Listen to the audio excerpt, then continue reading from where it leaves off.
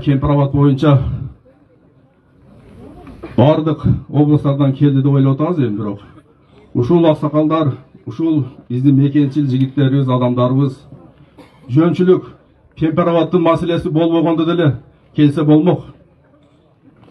Ушу Ош облусундагы өзгөндөгү көйгөйлөрдү ушул жерде көтөрүп чыкса болмок.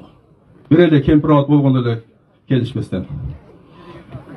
Анан мен айтайын дегеним, мына жаңы бийлик келип, элге убада берип, биз чегараларыбызды тактайбыз деген убадаларды берген. Ошонун негизинде мына Өзбекстан менен бүгүнкү күндө 1450 километр чегарабызды такташып атат. Кээ бирлер айтып атат, бул мына кече күнү эле болуп калды деп. Жок туугандар. Бардыгыбызга маалым болгондой, бул сүйлөшүүлөр 1 жылдан ашып калды.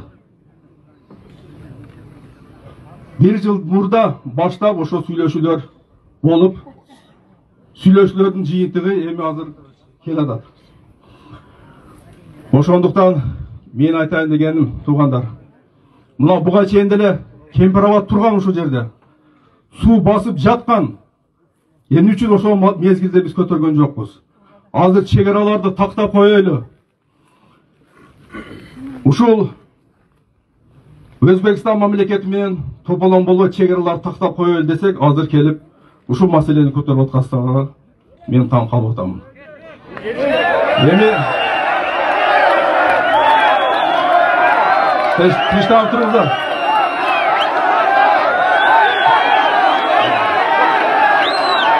Тынчтанып туруңуздар.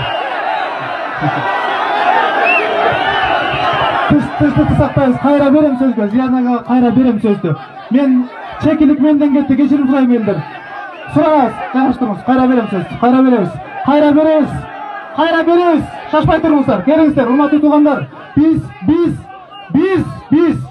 Биз тартипке көнгөн, биз тарбия көргөн, биз мыйзамдын чегинде жүргөн балдарбыз. Биз ошол элбиз.